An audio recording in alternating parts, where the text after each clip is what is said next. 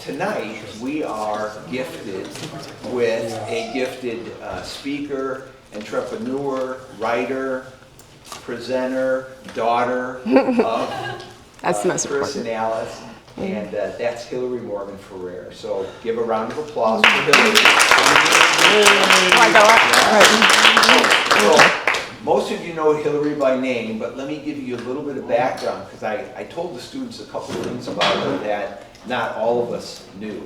So Hillary is the founder of Mama Bear Apologetics, and also the current president as well.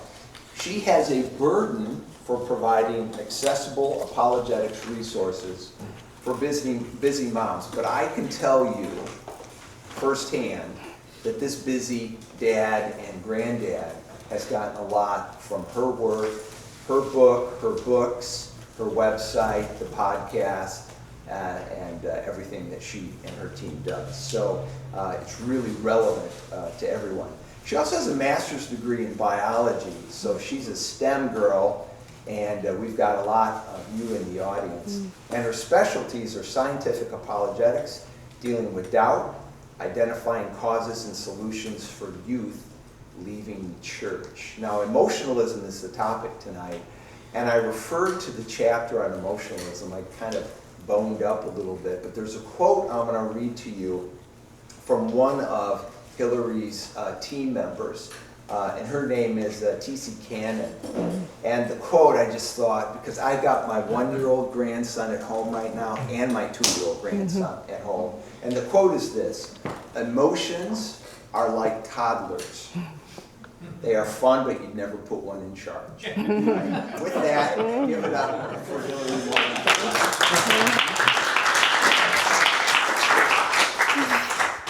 Hello, so you'll just have to excuse me as I sit tonight. I have been doing a lot the last couple weeks, and so this is going to be a very casual kind of night tonight. I don't mind if people want to ask questions while I'm talking. It's just, we're just going to talk about some ideas. I'll tell you a little bit. Wait, where's my paper? Where did I put that? I'll give you a little bit of background on me and how I started doing what I'm doing. So I never thought that I would be doing anything specifically with women. In fact, in my late 40s, and went to my very first women's conference ever as an attendee, like 2 weeks ago or a month ago or something like that. So when I was back in like maybe 2014, there was a friend of mine who was involved with something called Women in Apologetics, and I kind of at one point said, "Why do we need a whole separate thing for women? Why can't we just, I don't know, crazy, do apologetics?" And she said, "Well, that's a great question. There's a large demographic of women who won't read things unless they're by women and for women." Never occurred to me, not once. I mean, I have no problem, reading men. I'm very much a daddy's girl. Anyone who knows me, I've been in roomfuls of men and didn't even realize I was the only woman until someone pointed out, because I just feel so comfortable. And so my mind immediately went from, not from who's equipping the women, but who's equipping the moms. Which is also another thing where it's like you think about who Paul was called to, where it's like basically everything that he was good at, he was called to someone that was the opposite, who would not care at all about any of his credentials. And so I do not have children, but I had like almost a week of this idea for this ministry going through my head, and I said, "Okay, Lord, I'm ready. I'll go commission the person you want." There's a mom out there who just is needing someone to give her the idea. And I kind of felt the Lord saying it was for me, which was weird, again, because I don't have kids and probably couldn't because of health issues. My husband kind of jokes that we have books, not kids. And they have each wrecked my body just as badly. But the thing that the Lord impressed upon me was that I had something that moms didn't have, which was time to research. And so this has been just kind of the way that I have chosen to serve, not because I even feel like I had a choice. It was such a burden when I first had this idea that it was one of those fire in my bones, I'm weary of holding it in. Woe to me if I cannot do this, because that's how much I just felt the Lord pushing me to do that. I know a lot of, so back in the day, apologetics really was more of a dude thing. And it's because it had this connotation of like, this kind of Christian fight club where you would go and you debate an atheist here and you try to, I even think about the stuff that gets posted, all the clickbait, like Charlie Kirk owns liberal on campus, where it's just this really combative almost language. And there was a lot of women who were staying out of that. And I would say one of the proudest things I've heard from somebody was actually a good friend of mine who just finished his master's in apologetics from Houston Christian University. It used to be Houston Baptist. And he said, Hillary, you'd be surprised how many women are going and getting their master's in this because they read your book first. And so, like, I find my job not as much trying to be, like, debating with all the heady intellectuals. I mean, I can usually hold my own in some way. My husband's like that.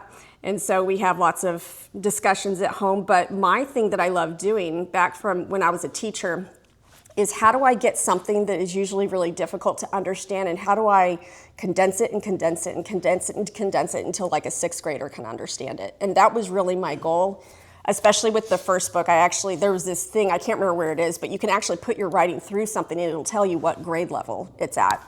And I was purposely aiming for, I think, like 6th to 8th grade level.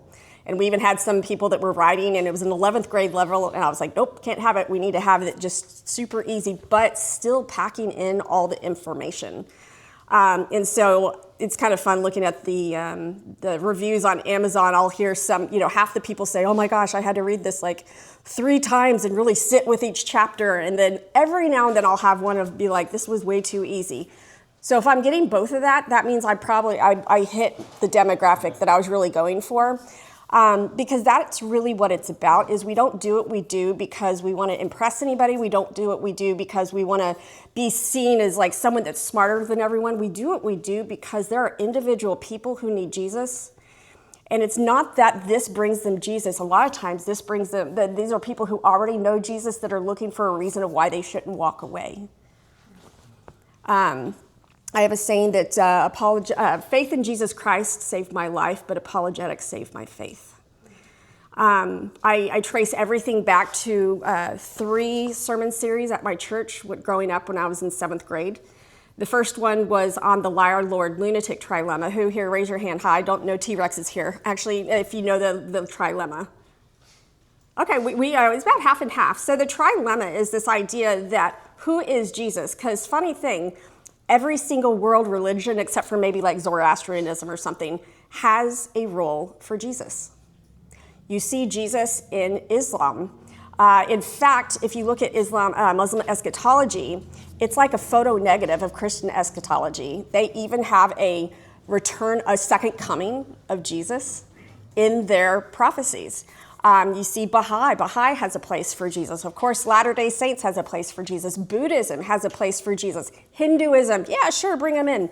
Everybody has a place for Jesus because everybody can at least recognize there was something different about this dude. And what they'll usually say is he was a great moral teacher. And what C.S. Lewis says, he's like, that's not an option because Jesus never intended for that to even be an option, because we have a man who lived and claimed to be God. And some people said, well, he never said, I am God. No, he didn't. But what did he say? He said, only God can forgive sins, right? And by the way, I forgive you. What is he doing? He is claiming to be God. So here's our options. We have a guy who knew he wasn't God, but claimed to be God. What would that make him? A liar. That's right. You're just ahead of me. Yeah, he would be a liar. If he knows that he's not God and he says he is, he's a liar. So who wants to have a liar as their great moral teacher that they spend their life learning under him? Nobody. Or you shouldn't. The other option is he thought he was God and didn't realize he wasn't God. So that would, be okay. He went around claiming to be God. He wasn't, but he didn't know it. That would be, who was the person who... There you go. That's kind of yes, we see a lot of, we've got plenty of those nowadays who kind of think of themselves a little higher than what they are. Or he was Lord. So this option of him just being a great moral teacher is not available for us. And I would say within our current system right now, there's a fourth one that's common, that's legend. This idea that the ideas about Jesus, he was like this real guy, but kind of like Santa Claus. These like little legends grew around him. But if you look at traditionally how long it takes for legends to form, I mean, it's usually like hundreds of years. We see, in fact, just recently, I can't remember where it was, they uncovered a first century tile floor over in the Middle East that has inscriptions on it about Jesus being Lord. This is not an idea that came about gradually. The people calling him Lord were the people who were there with him, walking with him, talking with him. They heard stories about him. If we were to go and find the people that were contemporary to St. Nicholas, who Santa Claus is based on, and like, do you think that he flies around the whole world giving presents to children? If we could, conjure them up from the dead, they'd be like, huh, what? Because that's something that came out maybe hundreds of years later. It was a legend that grew. And we know this because we have people who their whole job is studying legends. And if they're saying, we have never seen a legend grow like this, but yet that's how quickly it grew with Jesus, then that probably traces back to claims that were actually made in the real world. So that was the first series that he went through. The next one was on the resurrection and the reliability of the resurrection, specifically based on the New Testament documents. And I had a class on the resurrection when I was in grad school. I got about halfway through Biola, and Mama Bear took off so much that I just didn't have time to finish. Just with all my health problems, I can't do them both at the same time, so I chose to focus on the ministry instead of finishing the degree. But my conclusion on that was that we're always left with a miracle. No matter what you believe about what happened, you're left with a miracle. So what's an alternate explanation that some people give as to what actually happened with Jesus that says it wasn't a resurrection? Does anyone know? Mass hallucination. Mass hallucination. Okay, so we know people who have that study hallucinations. This idea that the number of people all hallucinated the same thing. That's like, that right itself is a miracle in itself. If we ever had something that was not true and everybody saw the exact same thing and described the same thing, and yet it was all in their minds, that's a miraculous kind of hallucination. You're still left with a miracle. What's another explanation? Yeah. His disciples stole the body. His disciples stole the body, exactly. So at this point, we have a bunch of guards. So this is one of the fun things. If you study how these guards were trained, and especially what they could be killed for. I think my favorite one when I was studying it, this was like even back in high school, or even seventh grade when I was going through this with the pastor, disturbing the peace, you could be killed for that. Unsuccessfully committing suicide. So it's like, if you can't finish the job yourself, we'll finish it for you, because that was considered not kosher to do. So the idea that all these guards are there that can be killed for anything, they are well trained. And the disciples were able, well, first off, we got to figure out what happened to the guards. Okay, maybe they all fell asleep. So that's a miraculous level of incompetence of all the people at the same time. And another miraculous amount of strength for the disciples, hoisting up this 2,000-pound stone that was see, what they do is they roll the stone and then it goes down into this kind of hole that keeps it from moving out. So then you have this miraculous strength that they're able to move the stone and then steal the body. So we're still left with a miracle. What's another explanation? Yes? Swoon theory. The swoon theory. I can never do that one without like 12 O's. The swoon theory. So the swoon theory is the idea that he didn't actually die. He just kind of passed out on the cross. In fact, there is within Islam, I believe, they believe in Jesus. They even believe in the crucifixion of Jesus, but that he didn't die. Or I can't remember. It's like they think it was like a twin. Some people say it was a twin that was up there and you couldn't tell. It's like, okay, another level of miraculous stupidity. So the idea of the swoon theory is that he...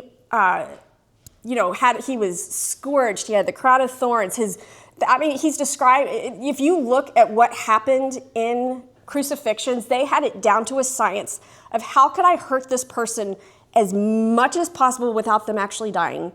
And then we're going to pull it back just right there. To have that, put him in this miraculously refreshing tomb that, just did wonders. We all wish we could find one of these. And come out appearing not just risen, but glorified. Okay, that's a miraculous level of healing. We're still left with a miracle. Anybody else?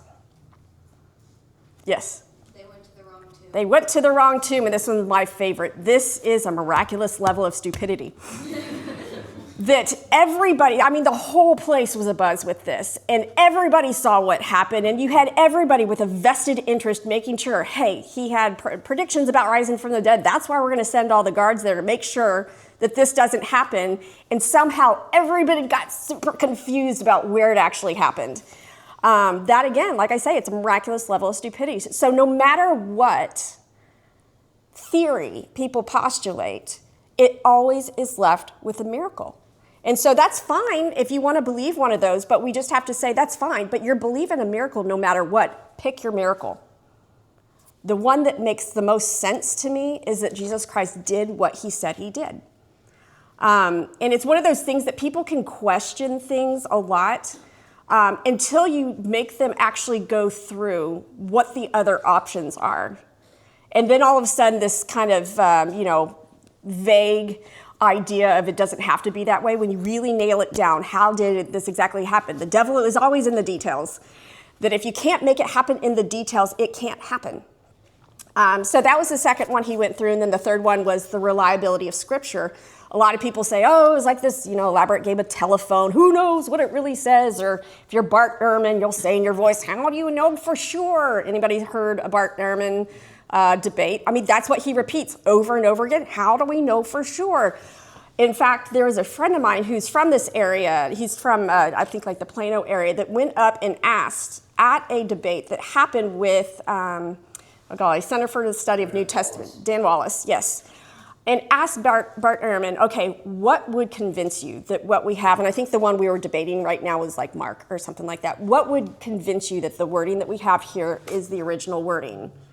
And he said, I would want to see at least 2 manuscripts written within a week of the events.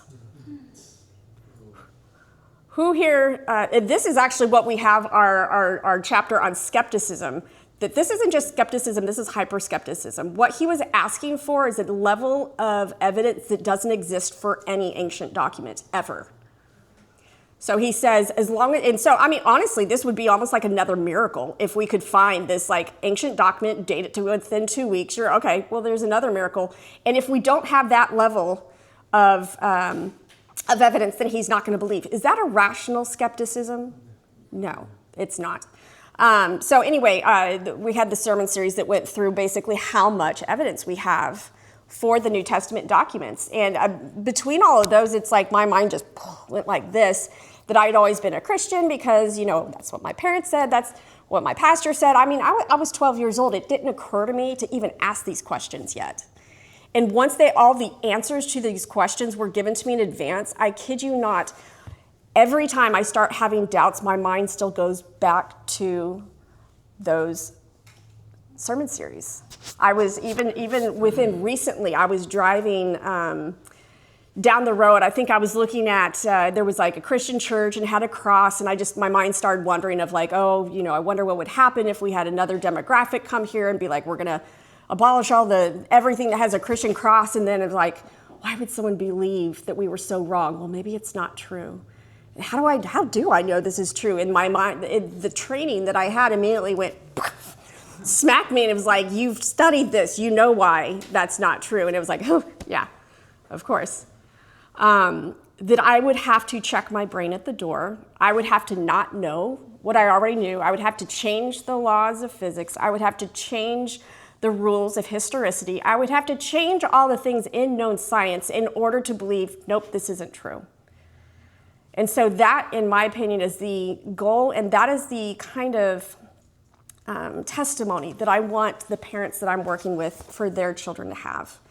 But I would say that apologetics has gone through many iterations already. I think it was normally and originally regarding a lot of evidential things. So you have evidential apologetics. So this would be the things of what kind of evidence do we have for the resurrection?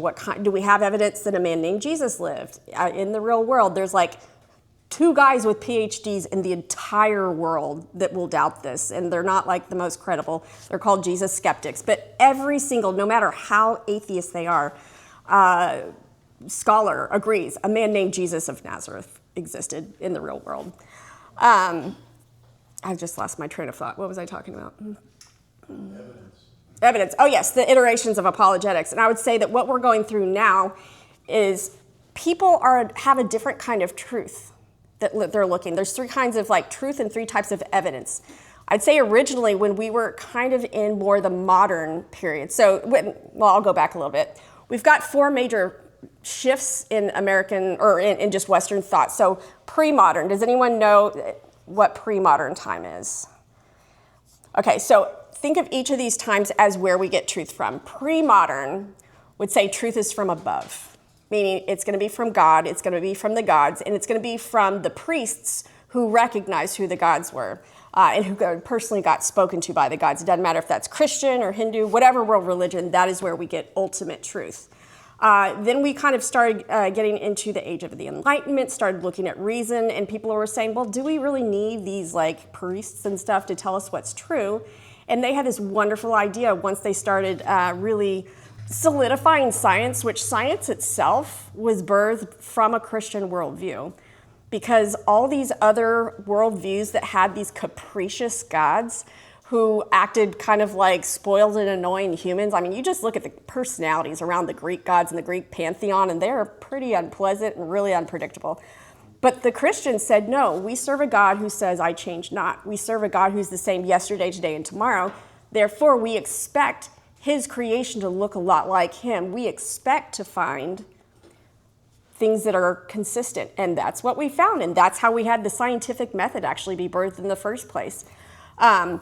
So once we got a little ways that we could know truth through science, that's when we moved into modernism. The modernism is right around the scientific revolution, where they said we don't need anything from God. We can know truth for ourselves because we can test it, and everybody's collective human reason will all come to the same conclusion.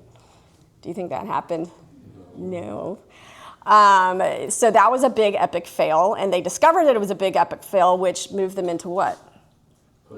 Postmodernism. So a lot of times people want to say postmodern is when we say there is no absolute truth, but it's more nuanced than that. It's more like even if there is absolute truth, nobody has exclusive access to it. Nobody can really know for sure. And that is basically the water that all of us have been swimming in since we were young, this idea that you can't have absolute truth. And then there's a guy, I think it's Lindsay and Pluckrose, James Lindsay, who talks about applied postmodernism. Postmodernism in general does not work in the real world. If you just decide that everybody can decide their own truth, you try to build a society around that, it's chaos. Because everybody's truths are going to conflict with each other's truths. So basically at that point, we start having to have a way, it's like chaos is going, I think back to, Judges 21:25.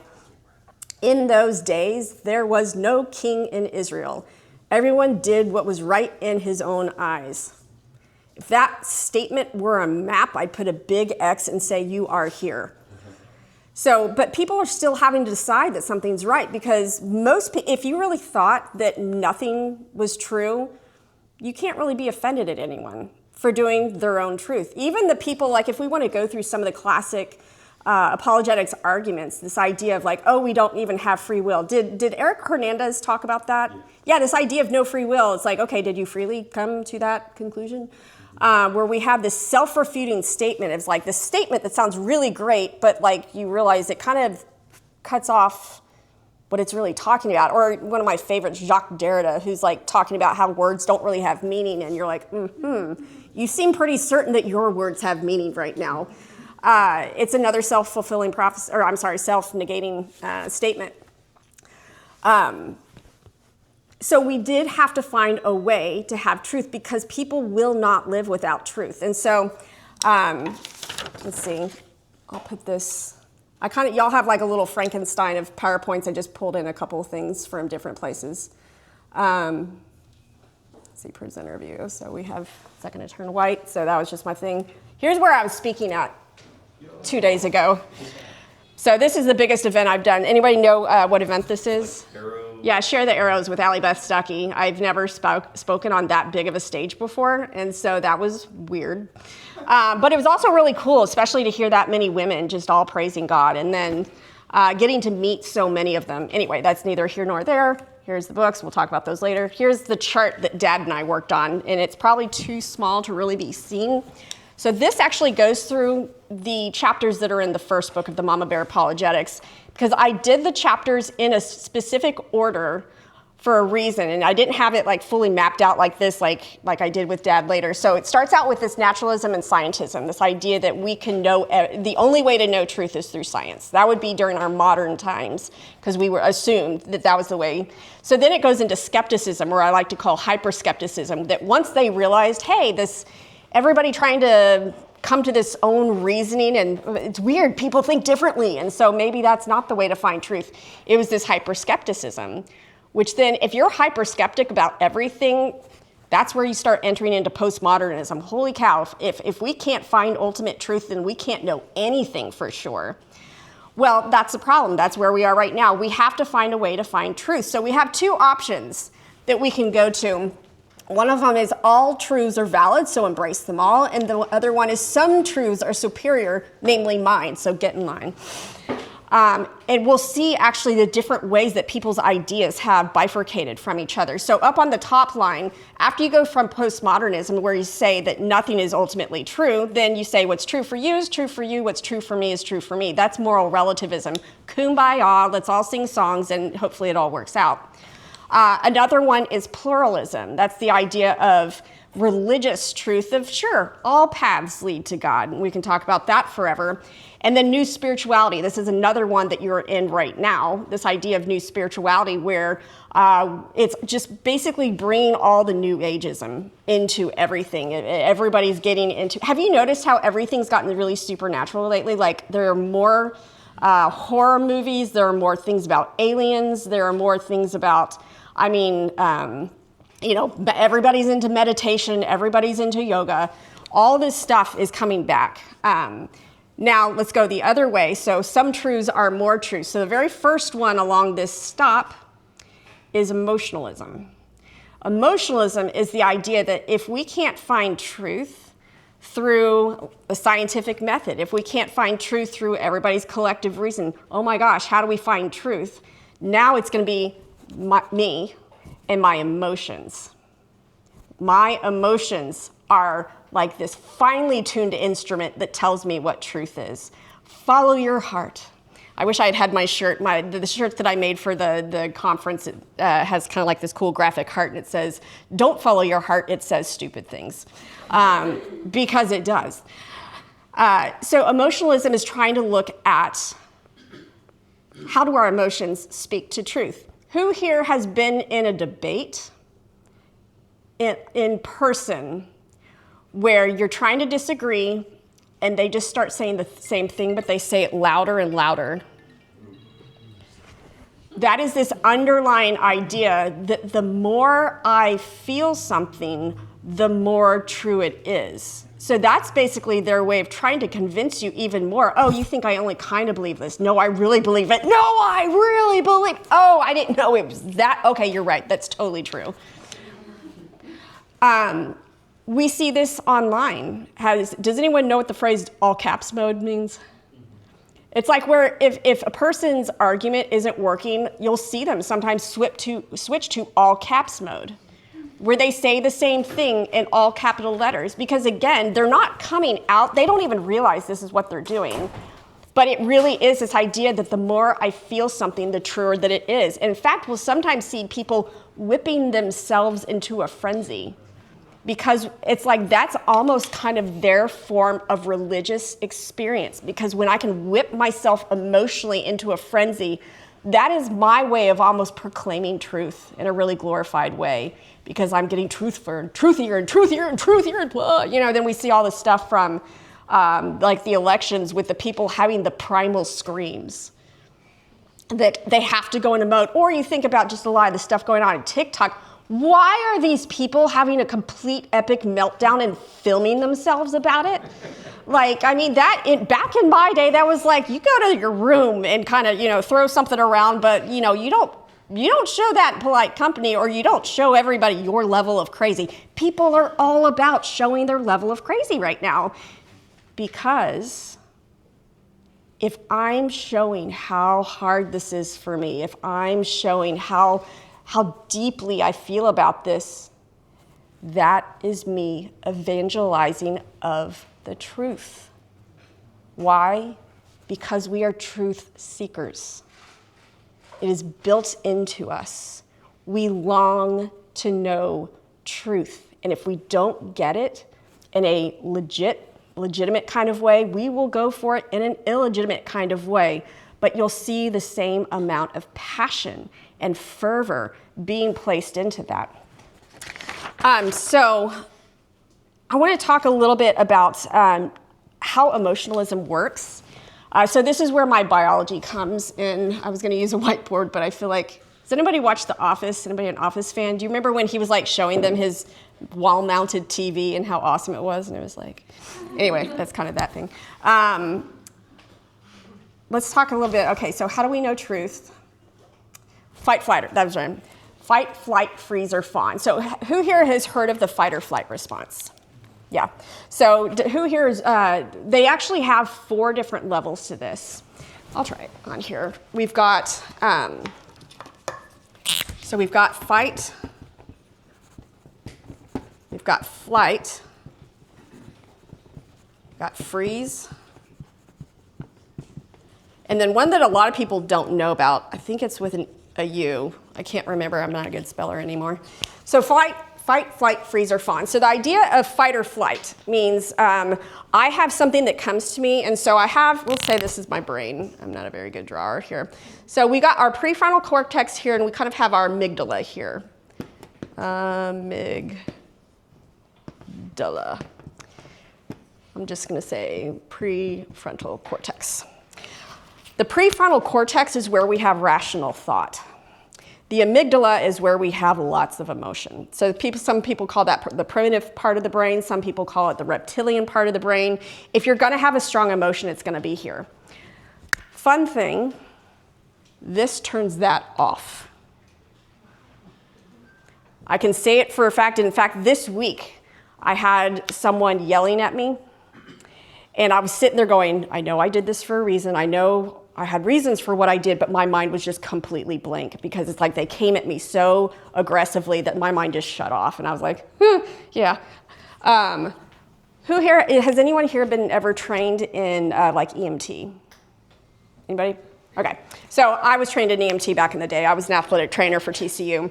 One of the things that they have you do is to start asking the person questions. Who's the president? When were you born? Where are you from? What did you eat this morning? They don't care about the president. They're not curious about who the president is. They really don't care where you live. They really don't care what you ate. They're not asking this because they want to know what you're about to barf up on them. They're asking you this because what they're doing is they're using these little things to put you back in the prefrontal cortex. Someone who's just been in an accident is all in the amygdala. They don't even know they don't know anything. They're trying to trigger this. In fact, you'll even see who was fans of Winnie the Pooh back in the day. What does he do when he's trying to think? Think, think, think. People literally tap their prefrontal cortex going, wake up. I am trying to think through something. The fight or flight, what this does is if I am trying to present something to you that's not true, what happens if you're thinking about it? You're probably going to be like, don't think that makes sense. But if they can trigger this right here, people stop thinking.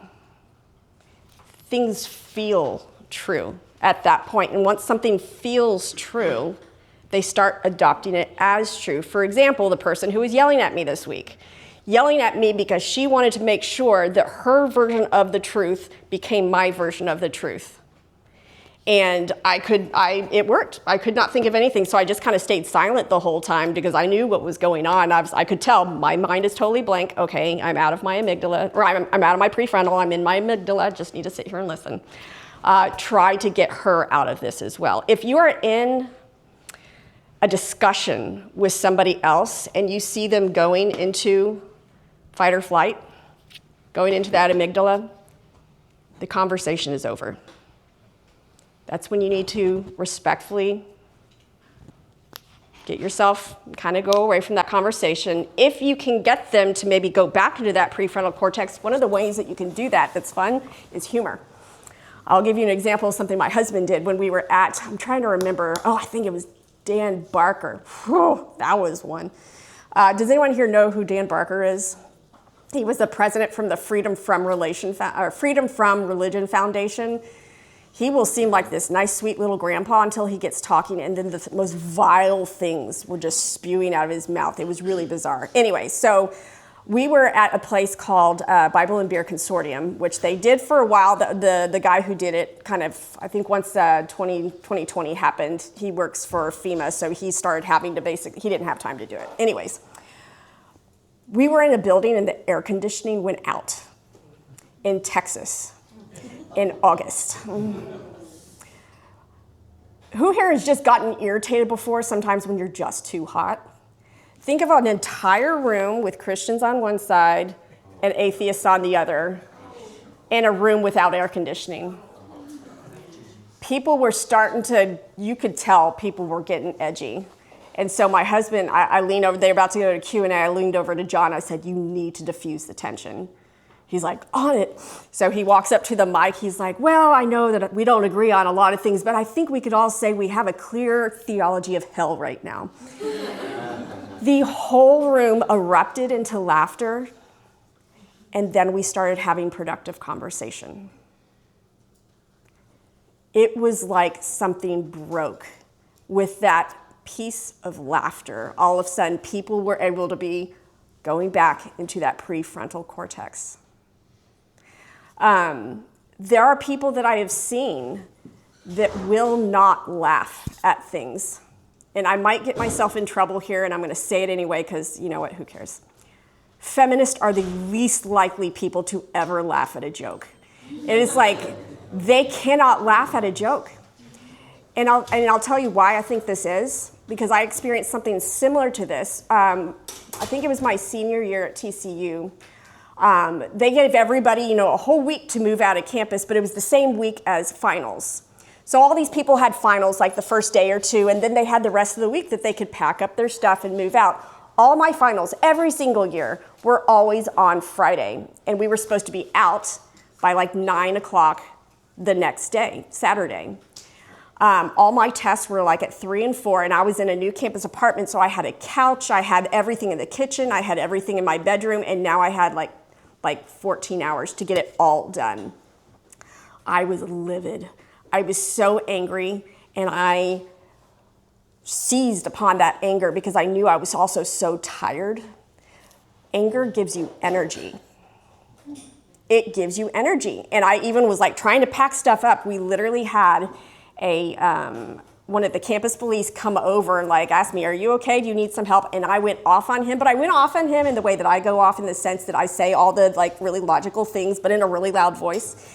And I'm like, I'm having to stay angry right now because they have this stupid policy, and if I don't stay angry, I don't have the energy to get it going. So you best get out of my way, because if I get tired, if I stop doing this, then I'm gonna get in trouble. I have to stay angry. And he was like this big old guy, and he just backed away slowly from me. I mean, I'm like this, 5'1" nothing, 100-pound nothing, and he was terrified. But that's how it was. I had to stay angry. And so even as we were writing the book, I thought, like John made a joke to me once about how, just feminists have no sense of humor.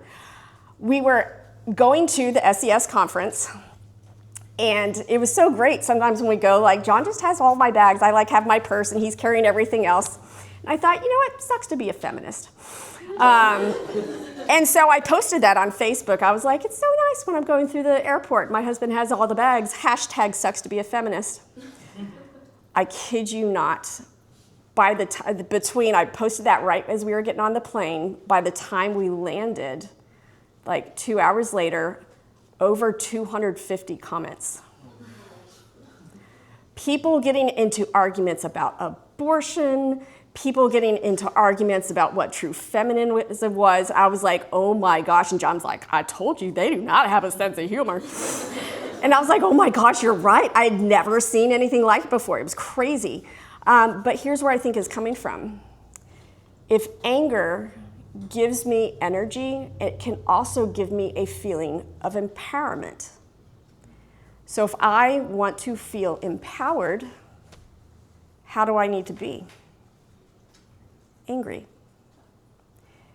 And if humor gets me out of fight or flight, I get out of that. I don't have that power. I don't have that energy. I feel weak at that point. And I thought, oh my gosh, I think sometimes they have no sense of humor because they are mistaking that energy from anger for empowerment. And there are times when we need to be angry because it gives us supernatural power to do things that we would never be able to do. I think God created it like this for a reason. But at the same time, when people make it to where their entire life they need to be triggered, it is because it is overcoming a feeling of weakness and a feeling of vulnerability. And so how do we create the place where we can go into that feeling of weakness and vulnerability and become the safe person for them to where we can get them back into that prefrontal cortex and have that conversation? So I would say in a lot of ways, this is one of the ways we as Christians right now are called to be different. We need to be able to bring back civil dialogue. The word holy, who can give me a good Christianese definition of holy? Yeah, Jacob. Set apart. Set apart. You have to look at every single generation is going to have a different way of being set apart. What I see going on, especially with our generation, anywhere from, the kids all the way up to maybe sometimes mid-40s. Usually once they have kids, they have other things to think about. One of the ways I believe that we as Christians are called to be set apart is to understand what's going on in this process and to help diffuse it. We need to be the bomb diffusers. We need to be the anger diffusers. I mean, it's not going to always work, but I even think about the concept of we are salt and light. Now, people always talk about salt and light in terms of, so tell me what are some of the properties of salt and light? Like that kind of have a theological kind of interesting parallel, yeah? To be salt means to keep something from spoiling. Yes, so it keeps something from spoiling. It keeps something from decomposing. That's why it's like any kind of the beef jerkies. They're all very salty because you put the salt on there and it keeps it from decomposing. What's another property of salt and light? Yeah. Salt also has flavor. Adds flavor. Very good. So we are supposed to bring something that is delightful to our society. What's another property of salt and light? Light actually is a disinfectant, which is why it can be a preservative. But here's one that I hadn't thought of until like literally the last couple of weeks. Boiling water. How do you keep water from boiling over? Add some salt. You add some salt. It doesn't make the temperature go down. It makes the water so it's not as chaotic. It doesn't have as much entropy. Because basically what you have with boiling water is it's going from states. It's going from the state of liquid to the state of gas, which means you have to introduce a lot more chaos. And then the boiling is it kind of escaping in little pieces, like it's the stuff that's been turned into gas at the bottom that comes bubbling up and coming out. When you put salt in there, it keeps it from boiling over. How can we as Christians in this society help people not boil over? And this is kind of one of those things that's going to be different for everybody. Sometimes, this is why I think there is a place for places like the Babylon Bee. Because when you can laugh over stupid ideas start looking stupider. Because then you're actually thinking about the idea and you're like, okay, they kind of have a point. We can do it by that. We can do it by forming those relationships with people so that they don't feel weak and vulnerable around us. They feel seen, they feel loved, and they are emotionally capable of having a disagreement. And it's not going to work with everybody. There are some people who will get so triggered so easily that there's no hope. And this a lot of times will be people who have some form of childhood trauma. And so any of my biologists here familiar with epigenetics? Anybody? Raise your hand. So kind of. Okay. So epigenetics are going to be something that is attached to the genome. So you're not actually changing the genome in the sense that we are not changing the order of these amino acids. So your DNA it's 2 strands of these amino acids, and each amino acid like pairs with just one other. Epigenetic, and okay, so we always think of genes in like, the X or the Y, or we see the little double pairs. Usually it's because we've studied them when they're replicating. The natural way for DNA to be is actually kind of more like a big plate of spaghetti that's just kind of moving around the nucleus. And the reason for that is that when the body needs something specific, what it does is it sends a transcriber over and it goes to that specific part of DNA and it creates a protein. It creates this new, messenger RNA that goes to the transfer RNA that goes out to the ribosome and then gets folded. Every protein has a fold that makes it kind of like a lock and key. The specific fold tells you what the specific function of it is, because think about just the ridges of a lock and key. It matches in something. People who have early life adversity, early life trauma, actually can have changes in their epigenetics. And who here has heard the phrase that they're really wound tight? It's really interesting. The more I study with biology, the way our phrases actually point to something biologically true. So, for example, someone's really wound tight. The DNA, when it is tightly wound, it can't transcribe something. It's like it's bundled so tight that you can't get the transcriber there. This is why some certain people cannot get out of fight or flight, because in order to even create the protein that goes through their parasympathetic system that says, calm down, it can't even get to that, so they will stay angry longer. So this example that they have where they did this is they did this study with rats, where you have the thing that has healthy development for little rats. Little rats are born. What does the mother immediately start doing to her little baby rat? She starts licking them, right? So we have the high licking and grooming mom rats, and we have the low licking and grooming mom rats. The high licking and grooming mom rats create a safe and stable environment for that little rat pup, and he grows into a delightful little rat that you can place him into a stressful situation and he'll get a little frazzled, but you take him out of it and he calms right down. You take one of those little pups grown up that's in a low licking and grooming mama rat, and you put them in the exact same stressful position and they get really tizzy. And then they stay there. They cannot get out of that state of stress because they have those epigenetic changes. We see this happening in people, and this is another area that the more we understand, the more grace we can give somebody, of saying their body is physically not as able to have the kind of chemicals that come and help them calm down. And so that's something where, you know what, it might never get better, but if you know things about them where you're like, that's possible that they have that, give them a little extra grace. Think about other things that we're starting to find. So that's just the phrase, wound tight. Think of when someone says, I just have a gut feeling about this. Has anyone seen what they're starting to find in terms of the connection between the brain and the gut? There's a lot of communication that goes on between the gut bacteria and the brain. So there are even times, and they're even finding that these little one-celled organisms have a type of sentience that they can't quite describe and can't quite quantify, but they can tell that it's got it. And so you can actually have information coming from your gut trying to tell your brain something is happening. So this is one of those things where we say, yes, emotions, as Bob read at the beginning, that emotions are great, but you'd never want to put one in charge. The idea of don't follow your heart because it says stupid things. Is there ever a time when we can follow our heart? Because this is actually on page 171 of the first book. Emotions can be really powerful and they can be really, really good. God made them for a reason. There are certain, I would never have started Mama Bear if I was just like, meh, that's kind of a cool idea. And there's a lot of other ideas I have that I'm like, that'd be kind of fun, and okay, never mind, I'm tired.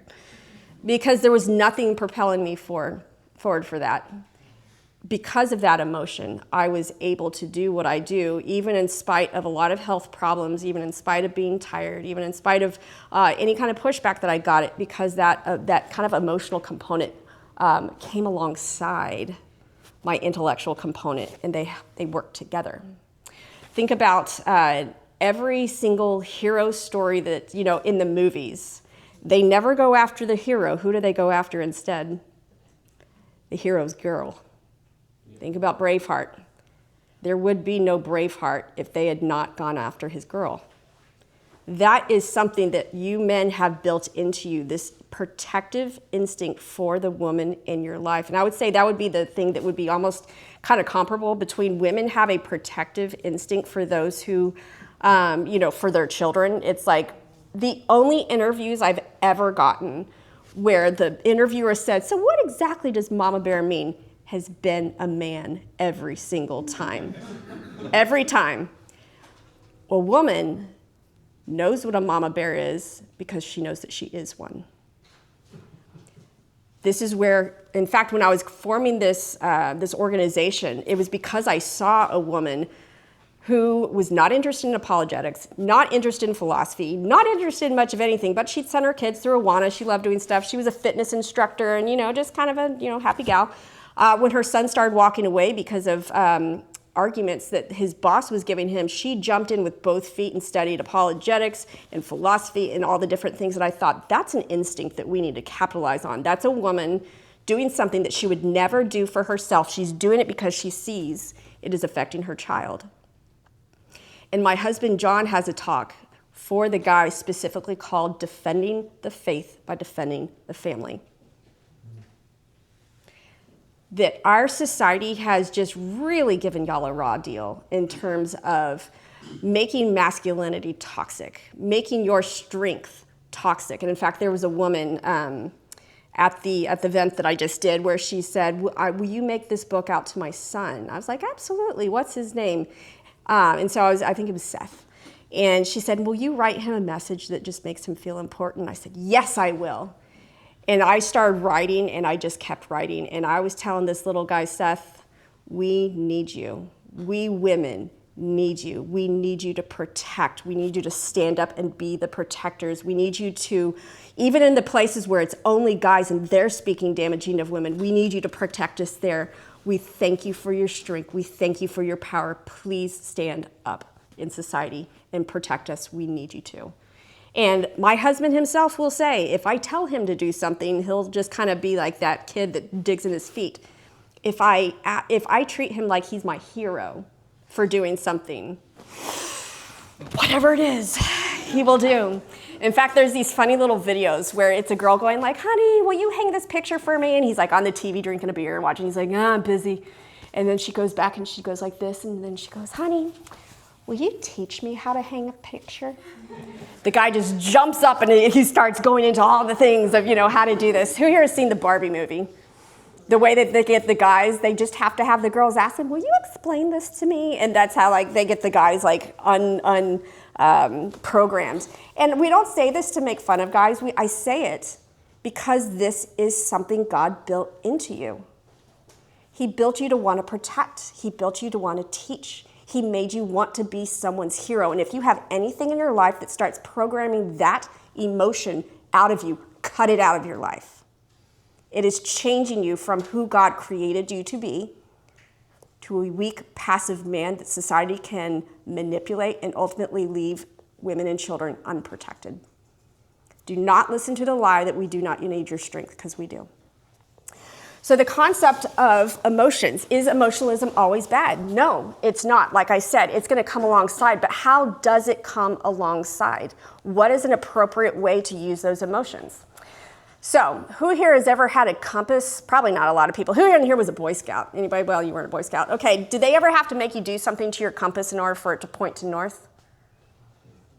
Oriented. You had what? Oriented. And how do you orient it? North, pointed north. Well, sometimes it doesn't actually point toward true north. You use like another magnet. Yes. Tease it to go north. you actually have to magnetize the compass, because if a compass is not magnetized, it'll point any direction and be like, it's one person's going that way because their compass says north, one person's going that way because their compass says, everybody thinks their compass is going north. That's what it looks like for everybody to follow their emotions. That's where we're like, yeah, emotions take you and you do stupid things. I didn't know. My geometry teacher back in high school talked about that. I think it was before they really knew what autism was. She had brothers that were absolutely brilliant, but they worked as bag boys at a grocery store. I mean, these guys could probably run circles around most, PhD mathematicians. And she will tell a story like they tried to promote him to manager and he just never showed up for work because no one told him to. Or he actually drove his car into a lake because the thing never said turn. He was following, it's like you can follow all these wrong directions and they take you all sorts of weird places. But if you want to have a compass that tells you what true north is, you magnetize it. So we can take that same principle and we can apply it to our hearts. We normally say, don't follow your heart. It says stupid things. Scripture says the heart is deceitful above all else and desperately wicked. Who can understand it? The verse that I have on the t-shirt is like, I can't remember, it's like Matthew or Mark something, where it says, from out of the heart flow all sexual immorality, idolatry, greed, lying, like all this whole list of things. Like that's what comes naturally out of our heart. So how do we get it to where our heart is actually working towards us? How do I get a heart that makes me start Mama Bear? How do I have a heart that says, I'm going to go into business because I want to learn how to take better care of the environment and infuse those being a good steward of the earth into the business realm? How do I go into sociology where instead of thinking people are basically good, that we have systems that protect people against people really going bad because we know that humans are basically evil, left to our own devices? How do we have those emotions that point to a true north? That is, there's a different type of magnetism that we do. And the three things that I point out is it has to be magnetized by scripture, reason, and reality.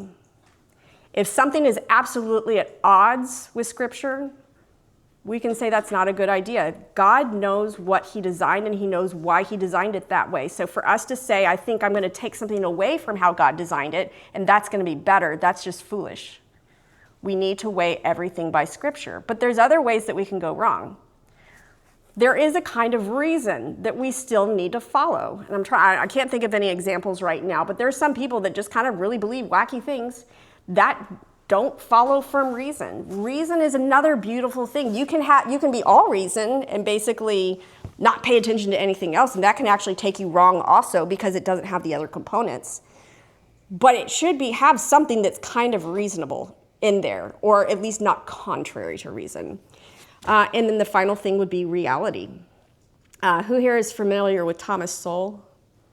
So I love his three questions that he gives when trying to evaluate something. Is now I'm confusing him with Greg Koukl. So Greg Koukl is what do you mean by that? How did you come to that conclusion? And then I add on what really happened. Thomas Sowell is in comparison to what, at what cost, and what hard evidence do you have for that?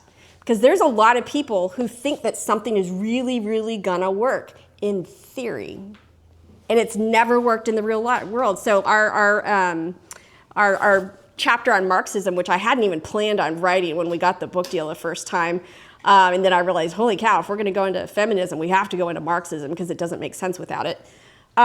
So I titled it Marxism. It's like communism hasn't worked because nobody's done it right. That's basically everybody's idea. Well, no, communism hasn't worked because there is something in it that does not align with reality, namely the reality of what human nature is. So if you have an idea that is contrary to reality, then you need to dismiss that. But again, scripture, reason, and reality, when your heart is really shaped by all three of those things, your emotions can be just this powerful powder keg that helps explode you in the direction that you need to go. So yes, emotionalism, taken at its base form, we know emotionalism is a way of finding truth. So in summary, in review, people buy into emotionalism because they're trying to find truth. They're trying to find truth because they're coming out of postmodernism that says we can't really know it for sure, but people are truth machines. what does it say? Nature abhors a vacuum. You take truth out, someone will find another way to create truth. That happened because we had the hyper-skepticism when we realized that modernism didn't really work, and we came to the modernism because we had a whole bunch of competing ideas between the different religions. There's this kind of truth just kind of keeps going and reshaping and reshaping and reshaping. And if we really trace it back, it will always go back to the basic questions in the garden. Did God really say? And is God really good? So I kind of alluded at the beginning, we have three types of truth. We say, is it true? Is the message true? Is the God that created the Christian message, is he good? Is he good? And does this actually work? That would be the idea of reality. And certain people need different kinds of evidence in order to convince them. Now, people who really rely on all the facts, they may need that evidential apologetics. That, thankfully, is what I have based my life on, because that's how I'm built. That I don't care how something makes me feel. I care if it's true. There are a lot of people out there who really don't care anymore if something's true, because they really don't believe in truth anymore. What they want to know is this good?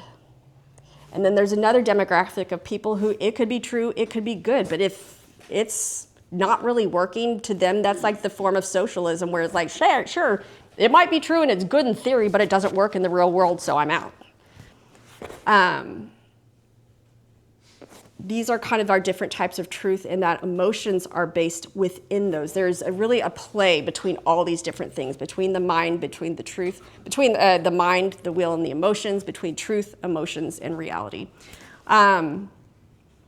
So at this point, I will just open it up for questions.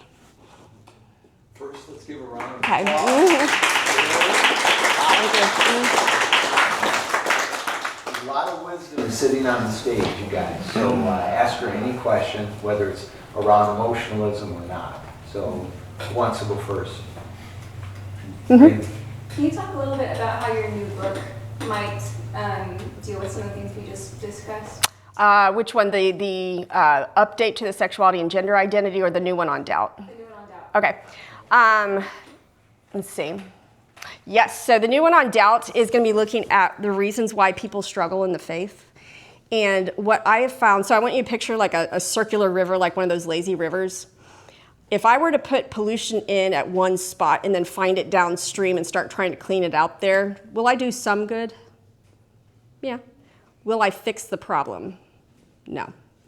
So this new book on doubt is based around this idea that we have the mind, the will, and the emotions, but we also have the body and we have the spirit, which is on the inside. And doubt can actually enter in a variety of different areas. And if we start trying to fix it in an area where that's not where it entered, we'll do some good, but ultimately those people say, I keep trying, I keep spinning my wheels, nothing is happening, and I can't have faith because I don't feel it. But the emotions go into that, especially because if someone is dealing with an emotional wound, they will eventually take that emotion and conclude this is not true. And I'd say people who are already taking their evidence, their emotions as evidence, are more likely to say this is not true based on I'm not feeling it. So it'll go into all of that a lot in the new book, but yeah, so that's probably how I would go through that one. Yeah. And when's this book coming out? I got to finish it first. So if everything goes perfectly, which I doubt it will because it never does, it will come out at the beginning of 2027. So is it, I know this is probably maybe, I'll just ask my question. How do Christians manifest some of these weaknesses? I know there's a lot of emotional Christians. Yes. And they will not, I know at least one example, they will not give up what they believe because they're experiencing emotions. Yeah. Are their priority. So there's a bunch of different ways this comes. There are some people who are constantly chasing the next emotional high. The emotional high to them is proof that God is present. Oh, I can feel, we call this the woo-woo. They get into all the woo-woo things. It's like they need to, and there's even things that they do within these. I'm gonna differentiate between charismatic and hyper-charismatic. And then there's charismaniac. So it's like kind of along a spectrum. Where if they're not feeling it enough, then they're not experiencing God. They think experiencing God is a feeling. And it can be sometimes, again, because emotions are beautiful. God created us to experience him. But sometimes my lack of feeling isn't because God's not there. And there are times when maybe I feel a lack of peace because I'm believing something untrue about God. So one of the other things I talk about in the book is that doubt, ultimately doubt is kind of like an emotion. Can be like, I was gonna say, sometimes there could be something just physiologically wrong that's not giving you that feeling of peace. So someone is looking, they're evaluating truth based on how it's affecting them at the moment. They don't realize we have physiological things that affect us. We have incorrect beliefs that affect us. We have all these different things that affect us. Who here is familiar with cognitive dissonance? So cognitive dissonance is the idea that your mind, will, and emotions are always wanting, and your environment. You want them all to be in agreement around something. You introduce something that's a lie on any of those places, and your whole body tries to bring everything into alignment again with this falseness, or this lie, this false thing. And unless you chuck that and get rid of it, everything else, your beliefs, your emotions, your behaviors will all start to morph around protecting that piece of lie and falseness that came into you. We see this happen in Christianity. I'm trying to think of more what happens in Christianity. I think there's some people who so are completely divorced from anything emotional that they don't even consider any of that stuff, and they can't. I think that there is a legitimate thing sometimes where if we feel an unrest in our spirit, that there is our spirit going, something wrong, that they need to listen to, and they are not able to even get those signals because they don't receive those signals. So trying to bolster their faith. Oh, another thing that Christians love to do. This concept of telling your testimony is great. We should all know what God has done in our lives, but if we are using that in order to convince someone that Christianity is true, then we are not using anything that's different than what a Latter-day Saint or what a Muslim would use. Because Latter-day Saints, you know what their number one thing to where you're the mark that you know something is true? It's the burning in the bosom. And they will always want to tell you their testimony. Same thing with Islam. Their proof for that this is true is, could anyone have ever created a more perfect book than the Quran? So they have to stay away from some of the things that don't intellectually map out there because that's going to disprove. So there's a lot of really well-meaning Christians that think I'm just going to keep telling my testimony all the time. And they're basically saying that my experience should basically inform you about what truth is. And that's just not the case. So I think that's kind of, it's kind of an icing on the cake. It's kind of like, hey, if it weren't true, then this probably wouldn't have happened. But I can't say it's true because this happened. Any other questions? I've got a question. Yeah. So it seems like nowadays, Hillary, that some people are using their emotions as a bit of a weapon. Yes. Against. It's almost like my feelings are your fault. Yes. And so advice from you on how we can kind of get past that and be more productive. This is a hard one. In fact, there was a question that went on that we actually didn't get to at the Ali Bastaki event, and it was the effects of gentle parenting. So gentle parenting is one of those words that everybody has a different definition. I even asked on Facebook, okay, can anyone give me a good definition of gentle parenting? And there was this girl who I knew from high school that wasn't very rational back then. And she's like, it just means that you're not a violent parent. I'm like, pretty sure that's not what it means. Is our options beating your child or this? Like that's a false dilemma right there. So gentle parenting at its core, when it becomes problematic, there are certain reasons for needing that. Say, example, a child that was adopted when they were 7 from a Romanian orphanage, you're going to have to have a lot more patience there. You're going to have to help them regulate a lot more because they don't have the physiological ability to do so. But in normal households, saying, when you have this big emotion, it is now my job to help you not only identify it, very good thing, but I need to create an environment by which that emotion naturally goes down. Well, I might, after 10 minutes of work, have a well-behaved child, but you know what I don't have? I don't have a child who's learned to regulate their own emotions. So when that child grows up and goes out into the real world, whose job is it to regulate their emotions? All of you, because that's how I was taught. If I'm in this state, it's because you did something and you're refusing to stop doing whatever that is, and therefore it is your responsibility. You can't have a society. Something different's going to trigger every single person. We can't go around trying to figure out what's going to trigger everybody. I mean, that's just no way to live. You can't do that. If someone has already been brought up in that, it's very difficult. And this is actually something that they can use as a manipulative tactic. Because again, once they whip themselves into a frenzy, they're in their amygdala. And what I said is you can't really reason with that person. They are incapable at that point, so you kind of have to just walk away. Well, once a person learns this, if I want you to leave me alone, what am I going to do? I'm going to just explode and flip out, because it's basically an adult throwing a tantrum, and you can't reason with someone in a tantrum. That is the way they're going to manipulate the situation by, I'm going to stop this conversation. If you won't stop it voluntarily, I'll stop it by going so crazy that you're like, time to back away slowly. So I would say that's what's going on. How to get people out of it, they have to participate in that. Someone who is truly triggered, so say this, for example, this is an example I heard somewhere. You have a child that's flipping out, and they say, and you ask, well, do you want to go do this? You know, go get ice cream, go something. And they're like, yeah. They're not truly triggered. They're just behaving like it. Someone who's truly triggered cannot even process outside information.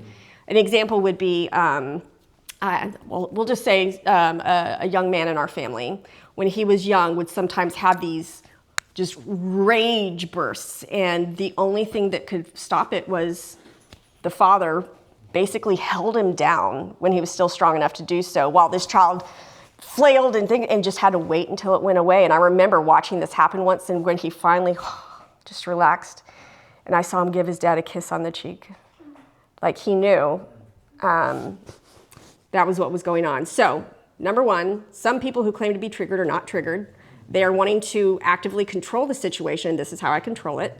You can tell by if you cannot have any, if you can't even appeal to something that they want, like giving them everything that they want, then they're probably in a legit triggered thing. If they can even respond to that, they're not. They're willingly doing this. So how do we get people to stop doing something that they're willingly doing? When you figure that out, please tell the world. We'd all like to know. Good point. Thank you. Any other questions? Go ahead. Remy? Oh, wait, do we have another one? First Audrey and then Remy. Okay. Oh, over here. I was like, you're behind my computer. I'm like, where's that voice coming from? You might have addressed this when answering Danny's question, but I just keep thinking about this girl that came to the table, and she was telling us about her friend who was struggling with her faith because she basically didn't feel God. She was just struggling. She knew, you know. I mean, she is a Catholic. I don't know the details about her faith, but I know that she was struggling because she didn't feel God. Yeah. And sometimes I wonder, like, could this be caused by anything that you can do? Like, could you do anything to change that? Or is it always like, okay, disregard that, follow the fact? Yeah. I would first ask her, what do you expect God to feel like? If you were to be feeling God, what would that feel like? Because if she says something like, that kind of describes maybe a type of peace or not being in depression, there's actually a woman who about 15 years ago, when John and I were still living in the DFW area, she kind of gave her anti-conversion story. She would go and she would debate on a lot of the Bible and Beer Consortium things. And her story was that she struggled with depression for so long. And she just kept asking the Lord to take it away, take it away, take it away. And when he didn't, she decided that he didn't exist. The same girl was horrifically sexually abused when she was young. So a lot of times people say, well, the Bible says I'm going to have peace which passes all understanding. I don't have peace which passes all understanding, therefore God doesn't exist, or he's not real. But what we need to be looking at is what kind of peace are we talking about? Because peace with God is guaranteed. Peace with each other, not always guaranteed, as I learned this week. Peace in our circumstances, sometimes, sometimes not. Physiological peace, there's a reason why Scripture says that we're groaning, our bodies are groaning, longing for the redemption of our bodies. That when you are lacking a physiological peace, like some of the ones that I described before, I have this sometimes. I've struggled with depression, I've struggled with anxiety. I have it mostly under control, but there was even a time just within the last couple of months, something happened. I can't remember what it was, but there was something chemical off where I was just, I just felt like, if anyone's never been in the place of really serious depression, it can feel like an almost tangible pain. This is why you have people who sometimes cut themselves, because just getting some other pain to focus on is better than the pain that they're actually feeling. Like, I don't know, this is a movie from the 90s, Major Pain. Has anyone ever seen that? There's a scene where some kid is like crying about his leg, and he says, "Do you want me to take your mind off that leg?" And then, so he takes his hand and he breaks his finger. And the kid starts screaming. He goes, "There, now you ain't thinking about your leg no more." Like, this is what is happening sometimes with that level of pain, is they're trying to actually find another piece of pain that will mask. And in fact, you actually have endorphins in your body that are released with cutting, because that's your body of trying not to experience as much pain. It actually dulls your sense of pain. So like I said, it could be a variety of reasons. It could be, number one, that she's never actually met the true and living God. She might be right. She is not regenerated. She feels dead because she is dead. Or it could be she's having something physiological where she is not able to feel something, or she feels something bad. Or she's been on social media for 12 hours every day, and her body is no longer, once you are used to that amount of dopamine, you stop getting that dopamine and your body just feels dead. So there's all these different reasons, and so that's why you kind of have to start saying, okay, I'm going to play around with different things and try it. But then ask her, so number one, what would it feel like if you were to feel God? And number two, if you knew he was true, but you were never going to feel him, would you still follow him? Because sometimes, like, if the person really values truth, like this would have been me, like, I had to come to the conclusion, especially with my depression in the past, saying, you know what, even if I can't feel him, I'm still going to follow.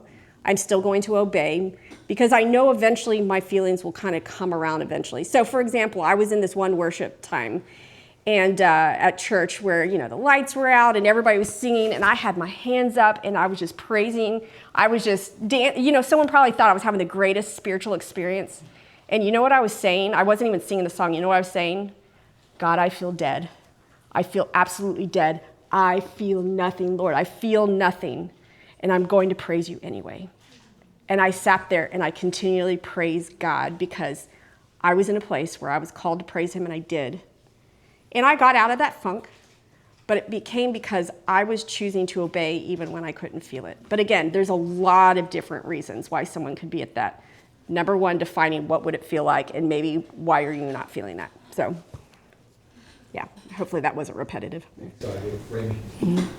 I think we've all probably noticed how the label of something being traumatic, or these traumatic experience, it gets thrown out for a lot of different things. Yeah. It's just frivolous at this point.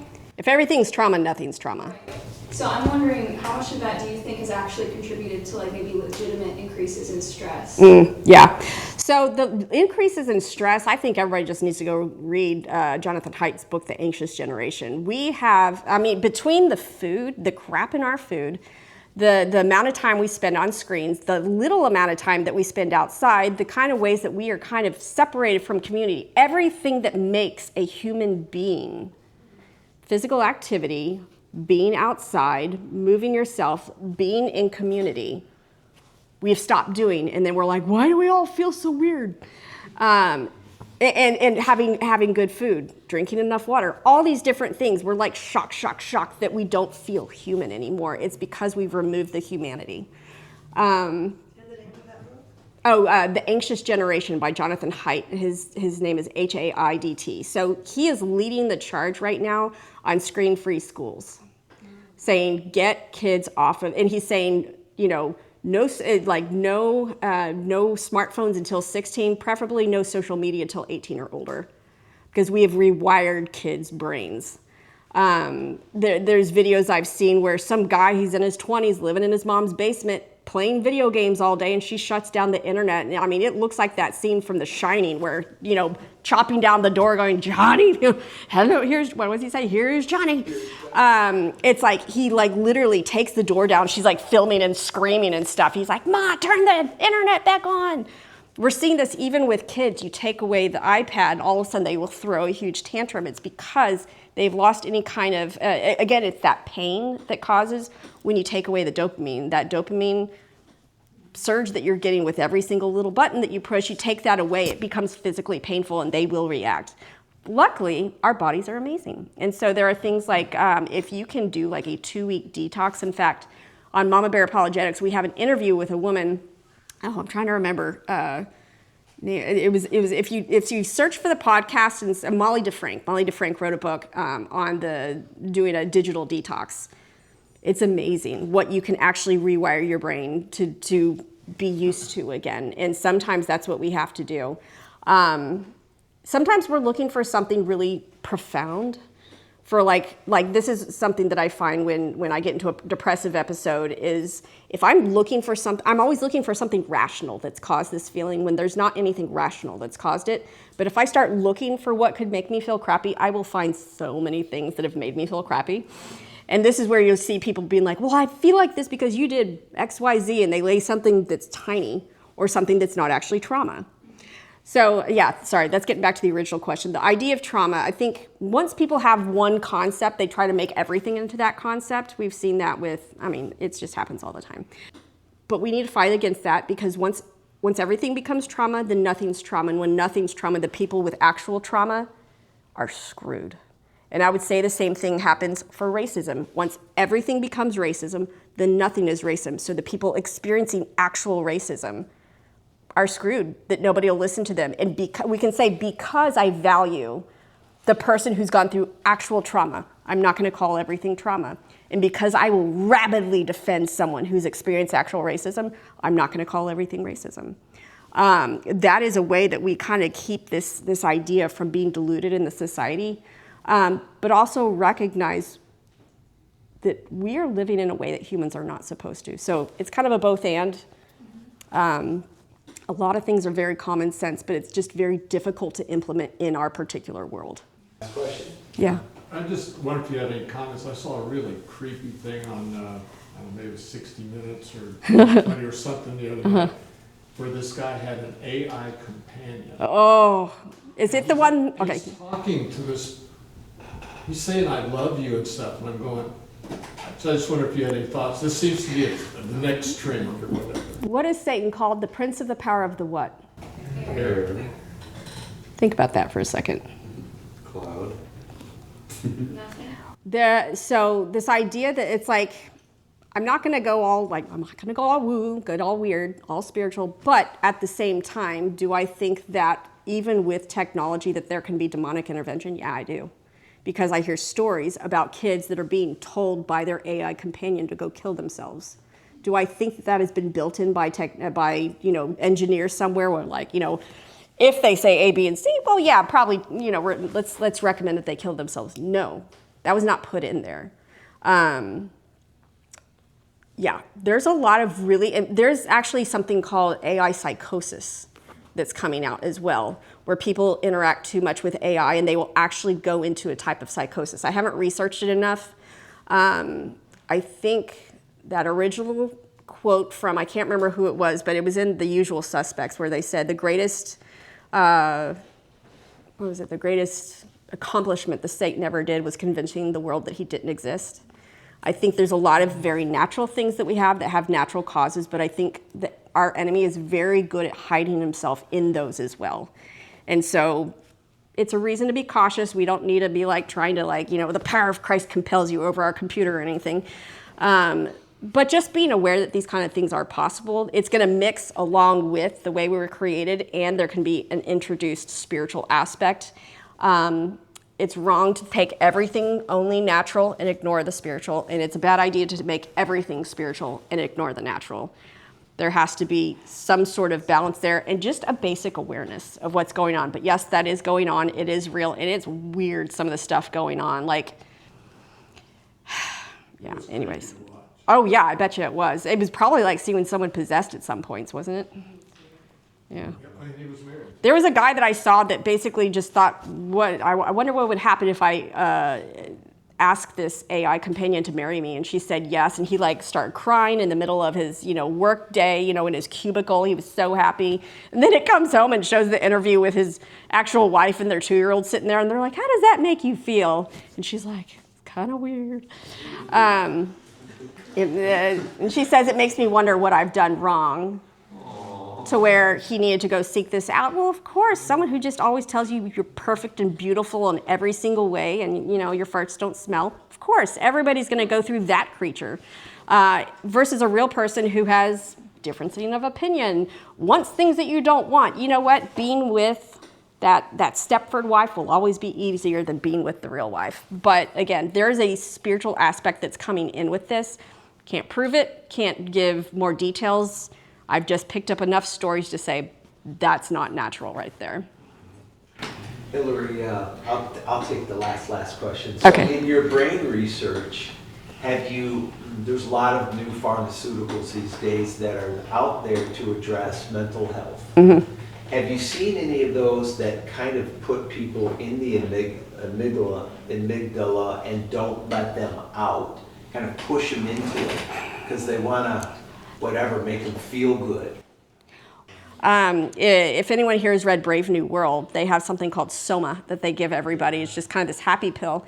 And it makes it so they can't feel normal human emotions. We should want to feel normal human emotions.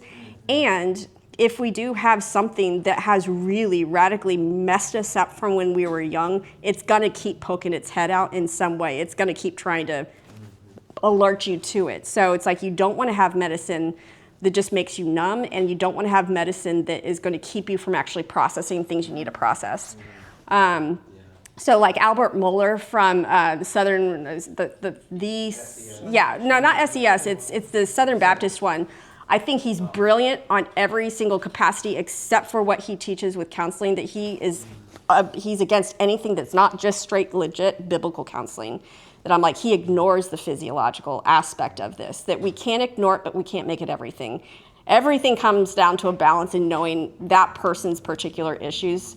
We would love to automate everything. We would love to go into autopilot as Christians. And I would say most bad things happen when we try to create systems that will allow things to go in autopilot. We're never going to have that kind of a perfect system. We always have to have someone making the calls, and we're not going to have a righteous judge making the calls until sin is gone and Jesus Christ is on the throne. That's why none of these systems will ever work. But we can do our best, but we need to protect from that aspect. Yeah. Amen. Okay. Optimize that. All right. Final round of applause. Thank you.